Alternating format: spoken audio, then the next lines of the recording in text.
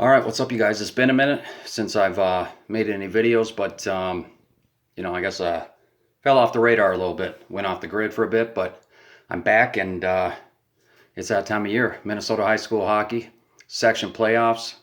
Unfortunately, I won't be able to follow nearly as many games as I'd like. I mean, I pretty much missed this whole season. Started a new job and has me working nights, pretty much starting at 7 or 8 p.m., which, needless to say, interferes with damn near every game start time. So it's been a pretty depressing high school hockey season for me, just because I haven't been able to see many games live. But I'm grateful that I have YouTube, and there's a lot of games that get recorded and put on YouTube. So for that, I'm thankful. But yeah, haven't gotten nearly my hockey fix this year, so it's been disappointing in that regard. But without further ado, Section Double A. So I went through, broke down every section, every game, step by step, throughout the section brackets, right, in the playoffs, game by game. I'm not going to go through every game with you guys because I don't want to bore you guys. I mean, I'm sure you guys don't want to hear me talk. I don't want to hear myself talk, so I'm just going to get right to the meat and potatoes of this and throw it out there for you. So for 1AA, I have the number 1 seeded Hastings beating number 3 ranked Rochester Century. 2AA, I have number 1 Minnetonka reigning supreme over number 2 Chaska. 3AA, number 1 St. Thomas Academy defeating number 2 Rosemount. 4AA, I have number 1 White Bear Lake defeating number 3 Stillwater. Number 5AA, number 1 Blaine over number 2 Maple Grove. 6AA, number 1 Edina over number 2 Benilde St. Margaret. 7AA, number 1 Andover, number 2 Duluth East.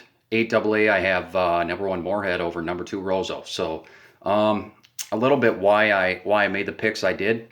So like I said, I went down, I broke down every game. I looked at each team's record, who was peaking at the right time, who's not. Some teams are struggling going into playoffs, and that's never good. Other teams, have gone through peaks and valleys throughout the season, and it looks like they're on the rise again.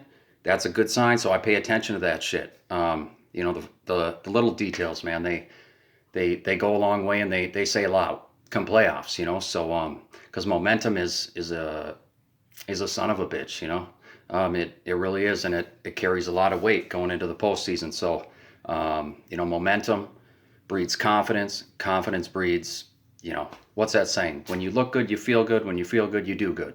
So there you have it.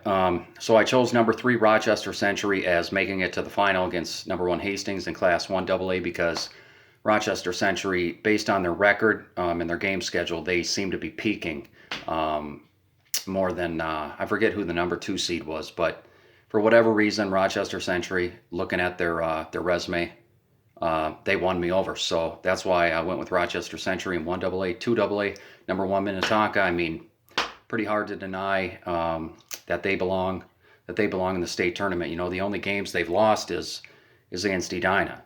So the cream of the crop, best team in the state. I have them over number 2 Chaska. Let me say real quick that Chaska's a team that has impressed the hell out of me this season. I saw them beat Edina. I saw them handily beat Eden Prairie. So that one was easy for me. Because I've already seen Chaska handle Eden Prairie, and Eden Prairie seems to be in a slump right now. Eden Prairie seems to be on the decline, and Chaska's no slouch. They're no pushover. Remember, they beat Edina. So that's going to be if you guys can get out and see one game live and that game materializes and that's the final and 2AA, get out and check that out. I'm not sure exactly what night it is, what time, but Minnetonka versus Chaska, you're talking a game for the ages right there. One that I would kill to see personally. I won't be able to make it because of work, but that game, I'm telling you guys, if you guys can only get out and see one, get out and see Minnetonka versus Chaska if they meet in the final, Section 2AA. 3AA, St. Thomas Academy, hard to deny what they've been doing. They've been on a tear. Only lost a few games. I have them reigning supreme over Rosemount. Because when I looked at Rosemount's record, St. Thomas Academy has already beaten them this season, and I just feel like St. Thomas Academy is just on another level. Rosemount's no joke, but I just think St. Thomas Academy is just too much, and they're gonna take 3AA without question. 4AA, I have number 1 White Bear Lake defeating number 3 Stillwater. The reason I went with number 3 Stillwater is because Stillwater's been peaking. They beat Eden Prairie, a game they should have got smoked in. They beat Eden Prairie 7-5, and then they rattled off. Excuse me, rattled off three straight victories. One against Matamidi. I forget who else, but Stillwater's had some big wins. These past few games. Just lost to Holy Family this past weekend, but Holy Family's legit, and they're no joke. So yeah, that's why I chose Stillwater over Hill Murray, because Hill Murray, looking at their resume, it seems like they're, I don't know, man, they're going through a rough patch right now. So I had to go with Stillwater, but I have White Bear Lake beating Stillwater. They've played twice this season.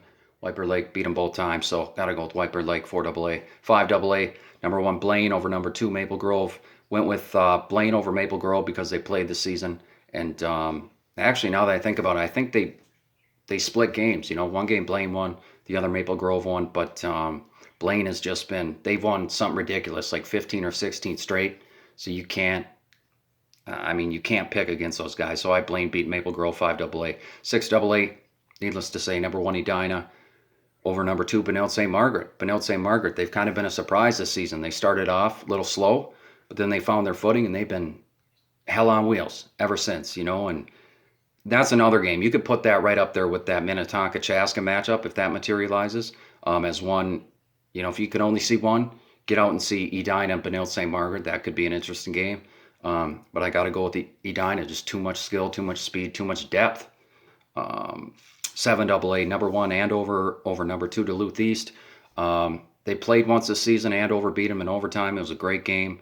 Very, very evenly matched match up there. I just think Duluth East has had some questionable performances this season. Losing 2-0 to Prior Lake, and this, no disrespect to Prior Lake, but they've lost 3-1 to Champlain Park. No disrespect to Champlain Park, but these are just games that, in my opinion, Duluth East should have won. Without question. So they've kind of I don't know. There's some question marks surrounding Duluth East this season, whereas Andover has been damn near flawless, only losing to like Minnetonka. I think that's their only loss. They might have another, but can't think of it off the top of my head. So I have Andover, Duluth East, 7AA, 8AA. Number 1 Moorhead over number 2 Roseau.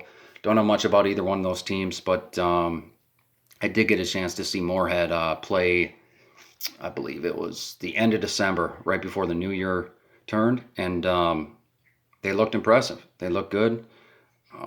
So yeah, that's all I have of you guys, So yeah, I think the pickings were right. The number 1 seed in each section I have is reigning supreme. So, for the odds makers and whoever makes those picks, I did think they did a good job. And I don't see any upsets in terms of the number 1 seed in each section losing. So these are the 8 teams I think are going to make it to the state tournament: Hastings, Minnetonka, St. Thomas Academy, White Bear Lake, Blaine, Edina, Andover, and Moorhead. Let me know what you guys think.